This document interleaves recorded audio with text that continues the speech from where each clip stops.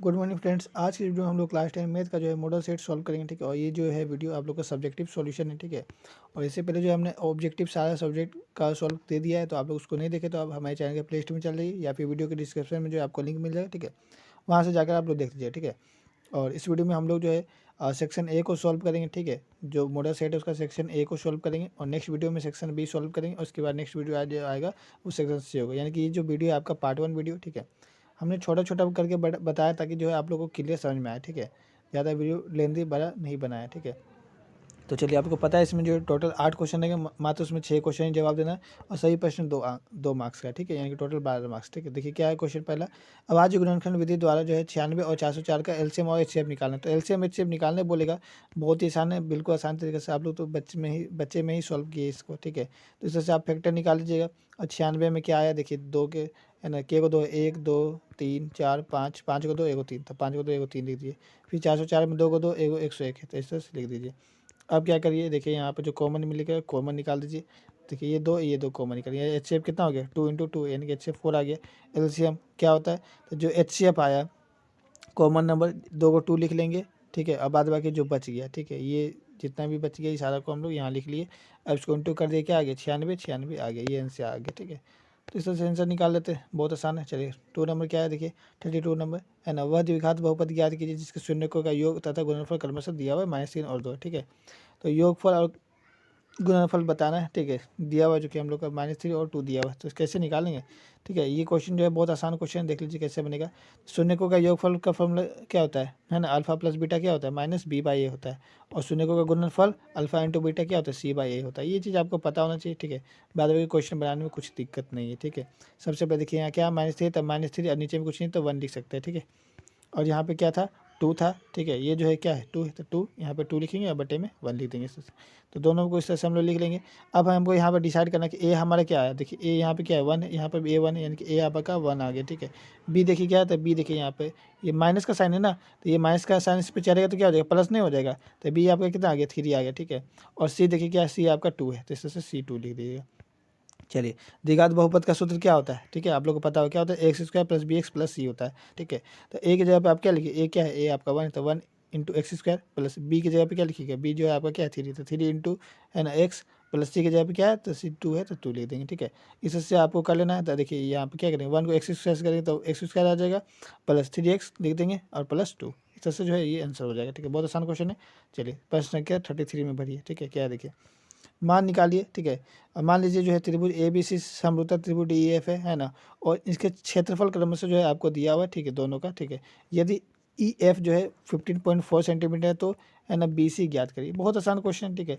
या तो देखिए यहाँ पे बी सी ज्ञात करने बोला ना, कभी कल जो है आपको यहाँ पर बी सी दिया हुआ रहेगा और ई एफ ज्ञात करने बोलेगा, ठीक है। तो कोई दिक्कत नहीं, दोनों क्वेश्चन एक ही तरीके से बनेगा, है ना। और ये क्वेश्चन इंपॉर्टेंट है क्योंकि एग्जाम में बहुत ज़्यादा पूछा जाता है, तो इसको कर ही लीजिएगा, ठीक है। कुछ नहीं करना है। आप लोगों को पता है कि बताया प्रश्न से क्या है, ए बी सी समरूपता त्रिभुज डी ई एफ है। जब एस बटे त्रिभुज डी ई एफ का क्षेत्र बराबर होता है ना, बी सी के स्क्वायर के प्लस है ना ई एफ के स्क्वायर। क्वेश्चन में जो है देखिए यहाँ पे क्या बात किया गया, देखिए क्वेश्चन में जो है आपका यहाँ पे देखिए एक ई एफ है और एक बी सी, तो इसीलिए हम यही दो को लिए, इसमें से बी सी इसमें से ई एफ लिए, ठीक है। अगर क्वेश्चन में जो है कुछ और आता है, जैसे मान लीजिए क्वेश्चन में ए बी और डी ई दिया हुआ है, तो हम लोग ए बी का स्क्वायर और बटे में डी ई का स्क्वायर लेते हैं, ठीक है। तो ऐसे आपको लिया जाता है, ठीक है। जो क्वेश्चन है उसी को हम लोग ले लिए, ठीक है। अब यहाँ आपको पता है कि यहाँ पर जो है त्रिभुज ए बी सी का क्षेत्रफल दिया हुआ है 64 और त्रिभुज डी एफ का क्षेत्रफल दिया हुआ है 121, ठीक है। अब यहाँ पर आगे ध्यान दीजिए, बीसी क्वेश्चन में दिया हुआ है क्या, बीसी नहीं दिया हुआ, ठीक है। तो कोई दिक्कत नहीं, बीसी लिख देते हैं। और ईएफ जो है, ईएफ देखिए यहाँ पर अभी हमने नहीं लिखा, यहाँ नीचे में देखिए ईएफ हम लिख देंगे। यहाँ पे कितना 15.4 दिया, तो 15.4, ठीक है। अब जो है यहाँ पर देखिएगा, क्योंकि आपको पता है ये स्क्वायर में था, तो स्क्वायर हटेगा तो इसमें रूट नहीं चला जाएगा, तो ये रूट चला दिया हम लोग, ठीक है। बाद बाकी सब सेम ही लिखे अभी। अब यहाँ पर देखिए 64 का जो है, 64 का जो फैक्टर निकालेंगे, 64 जो है 8 का फैक्टर में आता है कि 64 जो है 8 का पारा में 8 बार में आता है, यानी कि इसको √8 × 8 लिखिएगा, यानी कि ये जोड़ा बनेगा तो 8 बाहर नहीं निकल जाएगा। वैसे 121 जो है ये कितना किसका फैक्टर बनेगा, ठीक है। 121 जो है देखिए यहाँ पे 11 को 11 नहीं बनेगा, तो 11 जोड़ा बनेगा तो ये क्या हो, रूट के बाहर निकल जाएगा, 11 आ जाएगा, ठीक है। तो वही काम हम लोग किए, तो 8/11 लिख दिए और बाद बाकी ये जो क्वेश्चन में था वही लिखे, ठीक है। अब क्या करेंगे, आप क्रॉस मल्टीपल कर दीजिए, ठीक है। तो BC को 11 से गुना कर दीजिए और 8 को जो है 15.4 से गुना कर दीजिए, ठीक है। तो 20 ये बराबर क्या हो जाएगा, तो ये देखिए 15.4 गुना 8 लिख देंगे, और गुना में 11 तो बट्टे में 11, ठीक है। अब चूंकि यहाँ से डेसिमल हटाए तो यहाँ पे 110 लिख देंगे, ठीक है। अब देखिए यहाँ पे क्या करेंगे, 11 का पारा में जो है 154 14 बार में आता है, ठीक है। अब 14 को 8 से गुना करिए, कितना आ जाएगा, 112 आ जाएगा, ठीक है, बट्टे में 10 है। अब इसका डिवाइड कर देंगे तो 11.2 आंसर आ जाएगा, ठीक है। तो बहुत सिंपल क्वेश्चन था, इस तरह से आप लोग बना लीजिएगा। नेक्स्ट क्वेश्चन देखिए क्या है ना, एक्स अक्ष पर वह बिंदु ज्ञात कीजिए, ठीक है, जो बिंदु -2 और 5 और है ना -2 और 9 के समदूरस्थ है, ठीक है। तो बहुत आसान क्वेश्चन है, चलिए इसको हम लोग बना के दिखा देते हैं। देखिए क्वेश्चन जो है जब भी आपको मिलेगा तो 34 नंबर में हमेशा आप याद रखिएगा, एक दूरी सूत्र का फॉर्मूला लगेगा क्या, तो x2 - x1 का स्क्वायर है ना प्लस y2 - y1 का स्क्वायर लगेगा, ठीक है। चलिए तो ये फॉर्मूला आप याद रखिएगा, 34 नंबर में आपको ये फॉर्मूला मिलेगा, ये इसी पे बनेगा ये क्वेश्चन, ठीक है। तो चलिए इसको सॉल्व करके दिखाते हैं, ठीक है। ये थोड़ा सा आपको डिफिकल्ट लगे लेकिन डिफिकल्ट नहीं है, बट और भी बहुत सारा सिंपल ही क्वेश्चन इसमें देखने को मिलता है, वो सब भी हम लेके आएंगे, ठीक है। ये क्वेश्चन आपका मॉडल सेट में, तो इसको भी देख लीजिए क्या है, ठीक है। तो यहाँ पर जो है आपका जो भी दिया हुआ था, देखिए यहाँ पर क्या दिया हुआ था, 2 और -5, ठीक है, और यहाँ पे क्या है -2 और 9, ठीक है।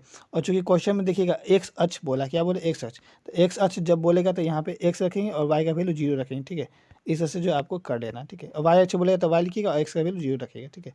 चलिए अब दूसरी सूत्र का फॉर्मूला लगा देंगे, तो आपको पता है समदूरस्थ बोला, यानी कि ये जो लाइन ये इसके बराबर है, यानी कि हम लोग ए बी का स्क्वायर इक्वल टू क्या बोल सकते हैं, ए सी का स्क्वायर बोल सकते हैं, ठीक है। यानी ए बी का स्क्वायर इक्वल टू ए सी का स्क्वायर हम लोग लिख सकते हैं। तो देखिए यहाँ पर अब अगर चाहिए, अब जो है यहाँ पर आप चाहे तो इसको रूट में भी लगा देते हैं, ठीक है। लेकिन क्या होता है बाद में जो है रूट कट नहीं जाता, ठीक है, इसीलिए जो है तो इसमें हम लोग रूट हटा देंगे, क्योंकि दोनों तरफ जो है रूट नहीं रहेगा, ठीक है, रूट कट जाएगा। तो चलिए इसको बस हम जो भी फॉर्मूला था उस पर हम लोग लिख दिए, ठीक है, x2 - x1 का स्क्वायर प्लस y2 - y1 का स्क्वायर, ठीक है। और इक्वल टू x2 - x1 का स्क्वायर प्लस y2 - y1 का स्क्वायर। रूट क्यों नहीं दिया पता चल रहा है ना आप लोग को, ठीक है। अब जो भी वैल्यू था सब हमने यहाँ पर रख दिया, ठीक है। आप जो इस तरह से जो है आगे सॉल्व कर लिए, ठीक है। यहाँ पर बस ये चीज़ ध्यान दीजिएगा, ये क्या है, a - b का है ना होल स्क्वायर, यहाँ पे इसका फॉर्मूला लगेगा क्या है ना, a square minus 2ab plus b square लगेगा, ठीक है। और यहाँ पर भी देखिए, यहाँ पर भी जो है क्या है, ए माइनस बी का है ना और स्क्वायर, यानी कि यहाँ पर भी वही फॉर्मूला लगेगा, and a square minus 2ab plus b square, ठीक है। तो इस तरह से जो है आप लोग बना दीजिएगा, ठीक है। सिंपल क्वेश्चन है, बन जाएगा। चलिए आगे हम लोग बढ़ते हैं नेक्स्ट क्वेश्चन में, ठीक है। ठीक है, नेक्स्ट क्वेश्चन देखिए, क्वेश्चन नंबर 35 है ना, मान निकालिए, ठीक है। तो मान निकालने के लिए जो हम आपको वीडियो बनाए थे चैप्टर 8 देखिएगा, आपको जो है सबका फॉर्मूला याद रखना है, बस क्वेश्चन सब आसान है, ठीक है। फॉर्मूला जो है आपको याद रहेगा तो आप जो है उस पर है ना सबका वैल्यू जो है साइन 30 डिग्री का वैल्यू, साइन 50 डिग्री, तो सबका वैल्यू जो है आपको बताया था उसको देखिएगा, आपको याद हो जाएगा, ठीक है। तो पहले यहाँ पर 2 इंटू, ठीक है, और जो वैल्यू बोला था वो हमने सब यहाँ पर बैठा दिया, ठीक है। आप लोग देख लीजिएगा सबका वैल्यू जो है आप है ना याद कर लीजिएगा, ठीक है। 2 इंटू 1 का स्क्वायर क्या होता है 1 है ना, प्लस √3 जो है √3 का स्क्वायर बोला, यानी कि √3 इंटू √3, ठीक है। यानी कि ये जो है ऐसे नहीं लिख सकते हैं, ये जोड़ा बन के 3 बाहर नहीं निकल जाएगा, तो 3/4, 2 का स्क्वायर क्या होता है 4 है ना। फिर उसी प्रकार यहाँ पर भी माइनस है ना, ये भी 3/4 आएगा, ठीक है। अब देखिए यहाँ पर ये प्लस है, ये माइनस है, ये कट नहीं जाएगा, तो 2 1 क्या आ गया 2 आ गया, ये आंसर हो जाएगा, ठीक है। चलिए 36 नंबर देखिए क्या है ना, क्या बोला है, एक बिंदु ए से है ना वृत्त की स्पर्श रेखा की लंबाई जो है 4 सेंटीमीटर और ए की केंद्र से है ना दूरी जो है 5 सेंटीमीटर, तो एक वृत्त की त्रिज्या ज्ञात करिए, ठीक है। वृत्त की त्रिज्या ज्ञात करना है, चलिए बहुत आसान क्वेश्चन है, ठीक है। सबसे पहले जो है यहाँ पर जो है इस फिगर को देख लीजिए, यहाँ पर जो है कितना बोला है, ये जो दूरी है 5 सेंटीमीटर और इसका लंबाई जो है 4 सेंटीमीटर बताया, आपको ये त्रिज्या जो है निकालना है, ठीक है। तो चलिए हम लोग निकाल देंगे। सबसे पहले देखिए क्या है, समकोण त्रिभुज, तो पाइथागोरस थ्योरम में नहीं लगा जाएगा, पाइथागोरस प्रमेय से आप लोग बना दीजिएगा, है ना। चूँकि आपको ये पता है ये समकोण त्रिभुज, इसलिए पाइथागोरस प्रमेय से आप लोग को क्या बताइएगा, है ना, ओ ए का square equal to O T का स्क्वायर प्लस ए टी का स्क्वायर आप लोग लगा दीजिएगा, ठीक है। अब ओ ए कितना दिया हुआ 5, तो 5 का square equal to O T कितना दिया हुआ नहीं पता, ठीक है, प्लस ए टी जो है आपका 4 है, तो 4 का स्क्वायर लिख दीजिएगा। अब हम यहाँ पे जो है ये सारा इधर और ये सारा इधर कर देंगे, ठीक है। जैसे कि यहाँ देखिए ओ टी का स्क्वायर प्लस 4 का स्क्वायर है ना और इक्वल टू 5 का स्क्वायर, इस तरह से लिख देंगे, ठीक है। तो ओ टी बराबर ओ टी का स्क्वायर बराबर क्या हो जाएगा, ये 5 का स्क्वायर है ना, और ये प्लस में 4 है तो इधर माइनस में 4 का स्क्वायर हो जाएगा, ठीक है। ये जो लाइन है, ठीक है, यहाँ पे देख लीजिए ये वाला लाइन जो है ये गलत हो गया, ठीक है। आप जो है ये वाला समझिए, ठीक है, या इसके बाद जो है ये लिखना है और ये लिखना है, ठीक है, जो कि आपका यहाँ पर है, ठीक है। चलिए तो आगे जो है अब क्या करिएगा, तो ओ टी का स्क्वायर इक्वल टू 5 का स्क्वायर 25 होता है, माइनस 4 का स्क्वायर 16, ठीक है। तो ओ टी का स्क्वायर इक्वल टू कितना हो जाएगा, इसमें से घटा दीजिए तो कितना 9 आ जाएगा। तो ओ टी बराबर है ना, ये स्क्वायर हटेगा क्या चलेगा रूट चलेगा, है ना, यानी कि ओ टी बराबर क्या आ जाएगा 3 आ जाएगा। तो विथ की त्रिज्या जो है आपका यानी क्या निकल गया 3 सेंटीमीटर निकल गया, ठीक है।